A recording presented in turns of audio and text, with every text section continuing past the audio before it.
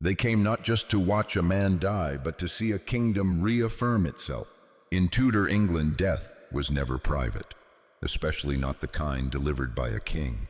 An execution wasn't simply punishment, it was performance. And the scaffold, that raised square of timber soaked in blood and history, wasn't just a place of endings, it was a stage.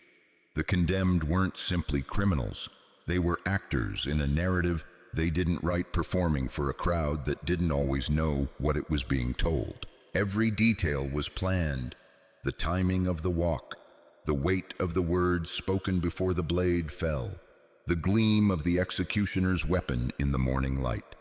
The king's justice demanded choreography, and for decades it worked flawlessly.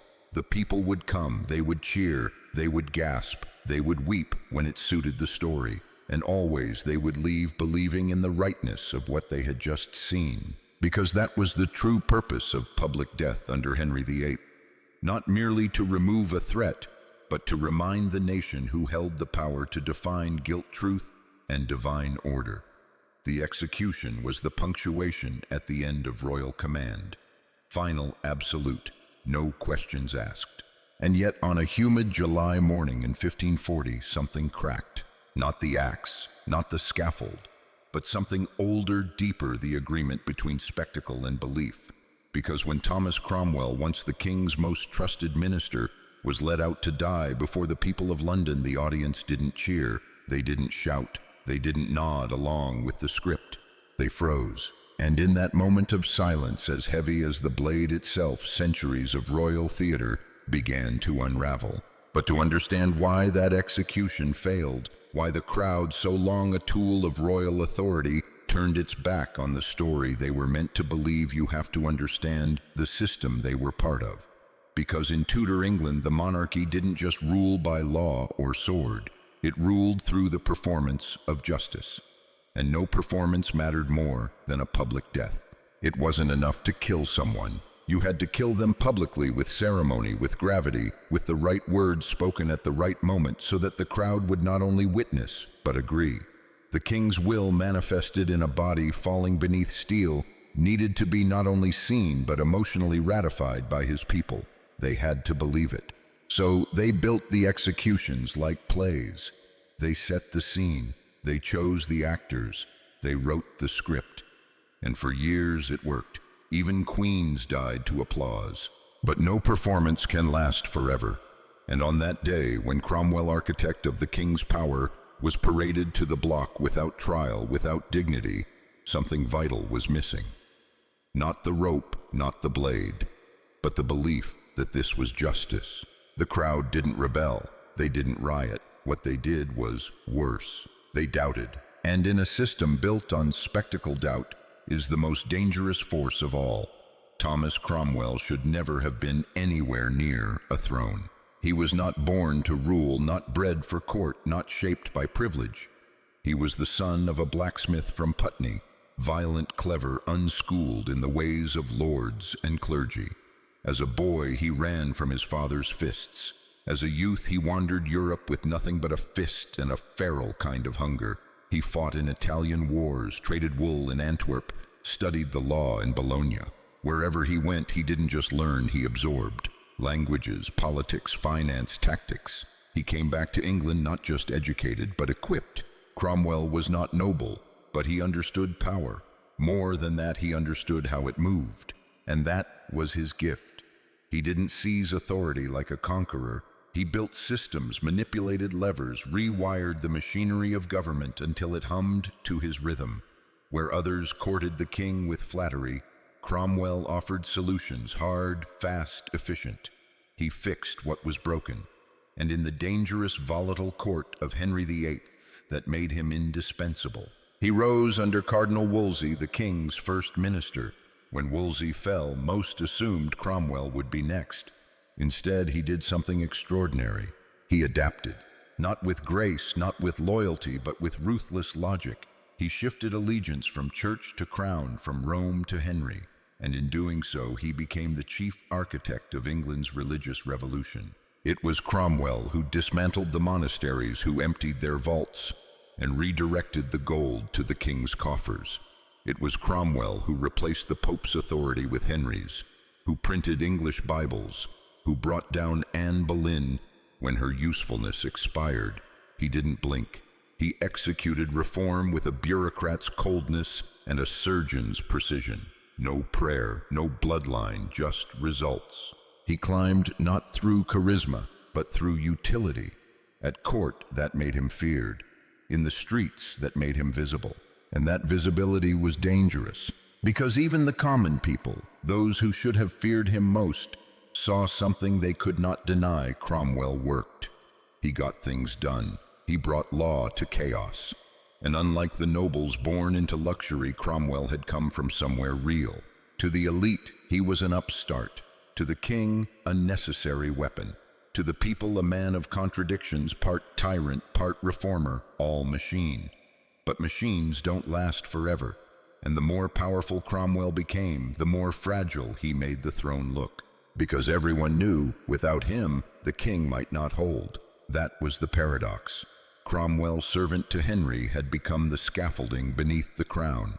But scaffolding isn't meant to stand taller than the structure it supports. And Henry, ever paranoid, ever proud, had begun to notice. The man who had helped invent a new monarchy was now too central, too informed, too effective.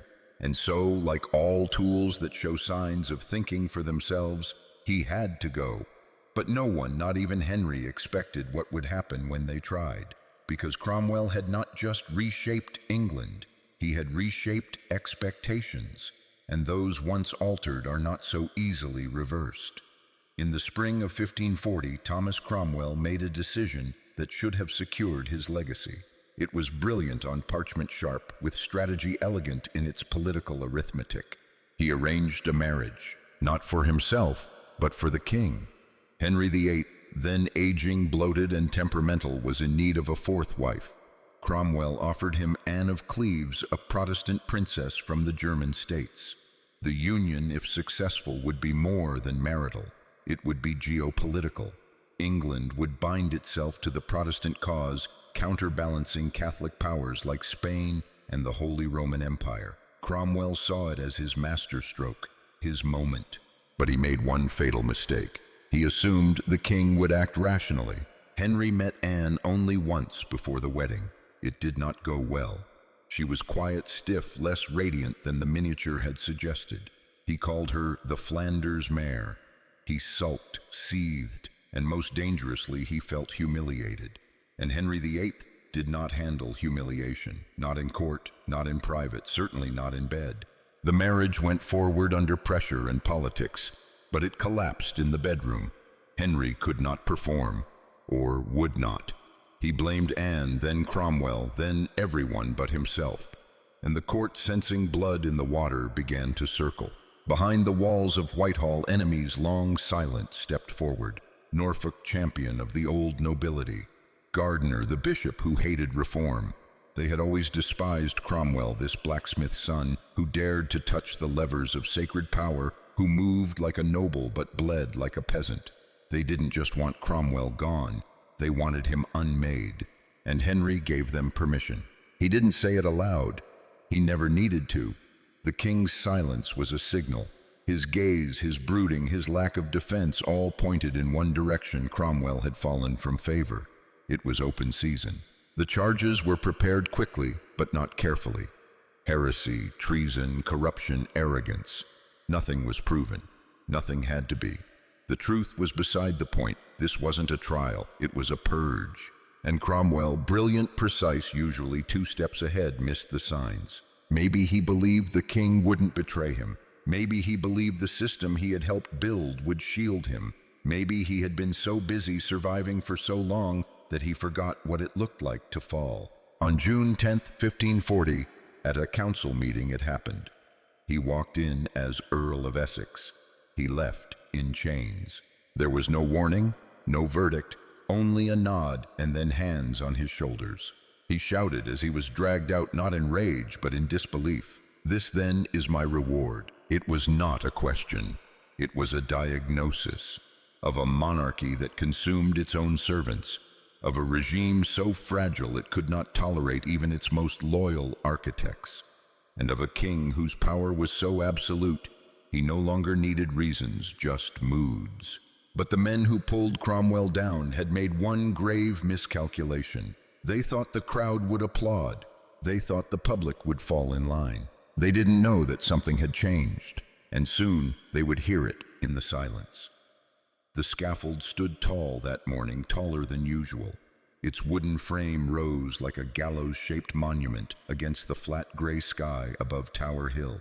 The air was thick, humid, unmoving, as though even the wind refused to witness what was coming. By now, Londoners were used to death. Executions were not rare, they were ritual. Children had grown up watching noble heads fall with all the awe of fireworks. Vendors sold ale and pies to those who came early for a better view. Priests moved quietly among the crowd, offering last rites for pennies. It was theater, predictable, clean in its own grotesque way. But not today. Something was off from the beginning. The people came, yes, thousands of them. Nobles in silks, apprentices in dirt-stained tunics, women clutching infants, old men leaning on canes. They packed the square not with bloodlust, but with a tension no one could name. This wasn't excitement, it was something closer to dread. And then he appeared. Thomas Cromwell, the blacksmith's son turned earl, was led from the tower in plain robes. No chains, no flourish. Just the slow, shuffling steps of a man who had been hollowed out before the blade ever touched him. His face was gaunt, colorless. His eyes, the sharpest thing about him in life, looked dimmed, sunken, but not afraid. Not entirely. There was something else there, something quieter. Resignation, perhaps. Or worse, understanding. He had designed this machinery of death. He knew its angles, its tempo, its symbols, and now he walked through it not as a master, but as a component, a body to be fed back into the system. He mounted the steps slowly. The crowd leaned forward, waiting. This was supposed to be the climax of the king's play, the downfall of a villain, the cleansing of the realm. There were no drums, no speeches from heralds. Just Cromwell standing alone on the platform beside a silent executioner gripping a heavy notched axe. No sword for him, no clean cut. Cromwell looked out over the crowd.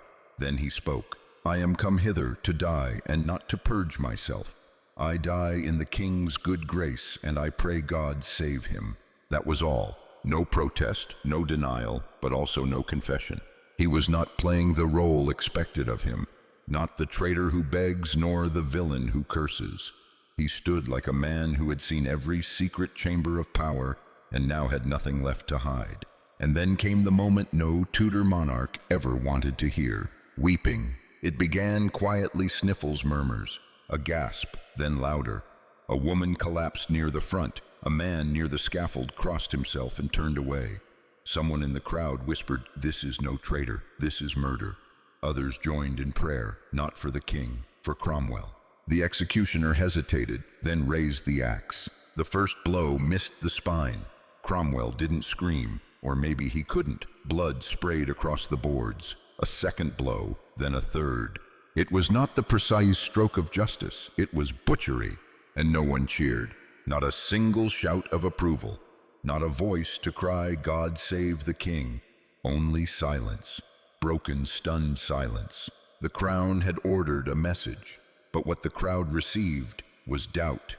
And doubt whispered among commoners is far more contagious than fear. It wasn't rebellion, it didn't have to be. It was something far worse for a king who ruled by spectacle. The people had watched and not believed. The blood had barely dried when the silence began to spread, not just across Tower Hill, but through the palace halls, the court chambers, the echoing corridors of Whitehall. In a regime obsessed with control, silence was usually enforced. This time, it wasn't.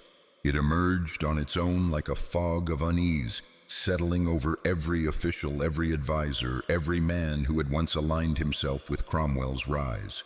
They didn't speak his name, not aloud. They burned his letters. They rewrote conversations. They stepped more carefully in the presence of the king, measuring every glance. Because something had gone wrong, and everyone felt it. Yes, Cromwell was dead, but his death had not cleansed the court. It had infected it. This was not how executions were supposed to work. They were designed to restore order, to reassert control, to send the message that the crown remained supreme. But the execution of Thomas Cromwell had left behind a crack, a fracture in the narrative, a disruption not in law but in belief. Because belief, once broken, is not so easily repaired. Henry VIII had removed the man, but in doing so, he had removed the mechanism. Cromwell had not merely been a servant, he had been the operator of the machine, the minister who connected power to purpose, the man who turned royal desire into law heresy, into policy fear, into silence. Without him, the kingdom's machinery still existed, but no one dared touch the controls. The court felt it first. Ambition didn't die, it paused. Those who once chased favor began shrinking their footprints. They no longer sought the king's attention, they avoided it. Because Cromwell's fall wasn't seen as punishment for disloyalty, it was seen as punishment for proximity. Too close to the throne and the throne might crush you. Even those who had cheered for Cromwell's downfall now feared what it revealed. That no amount of service could guarantee survival. That no logic, no achievement, no loyalty, even his, was safe. Cromwell had not stumbled. He had been removed for being too effective, and that terrified everyone. Henry tried to move on. He married Catherine Howard, almost immediately young Catholic charming. Her youth was meant to wash away the tension of the summer. A fresh start, a clean break. But the mood refused to lift.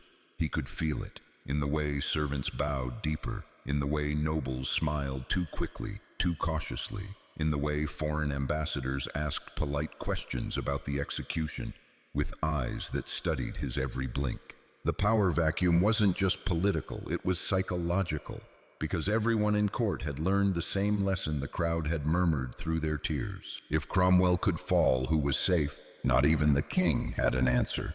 He had believed that removing Cromwell would strengthen the throne. Instead, it had exposed something dangerous, that the throne was standing on scaffolding Cromwell had designed. And now, with the architect gone, everyone began to wonder how much longer it would hold. And, for the first time in years, they didn't look to the king for reassurance. They looked away. In the days that followed Cromwell's death, the silence gave way to whispers. Not the conspiratorial kind exchanged in court galleries or behind velvet curtains. These whispers came from the alleys, the alehouses, the marketplaces of London. They were low, unsure, but persistent. Songs, stories, verses passed from mouth to mouth, anonymous, poetic, and dangerous. Ballads emerged, quiet at first, then bold. Some mourned Cromwell like a fallen warrior. Others called his death a warning not to traitors, but to servants. One chilling verse asked, if the builder is buried, what stands the house? It didn't mention Henry. It didn't need to. The people were writing their own version of events now, and that more than any axe or bill of attainder terrified the monarchy. Henry VIII had ruled for decades through the illusion of absolute control, not just control of land or armies, but of meaning, of truth, of narrative. Every royal proclamation, every show trial, every scaffold had served the same purpose, to teach the nation who was right, who was wrong, and why. But Cromwell's death didn't feel like a lesson. It felt like a mistake. Even inside the palace, the spell had begun to break. Henry grew moody, brittle, easily agitated. Celebrations around his new marriage dimmed quickly. Catherine Howard's charm could not erase the tremor that had run through the heart of the kingdom. He spoke of Cromwell sometimes in fragments. The most faithful servant I ever had, he was rumored to have said, not to a crowd, not in council, in private. A confession without form, a regret without remedy. But regret did not rewrite history, and the damage was already done. Without Cromwell, the regime lost its voice. The man who had once curated public opinion, who had spun executions into morality tales, who had translated chaos into control, was gone. No one took his place. No one dared.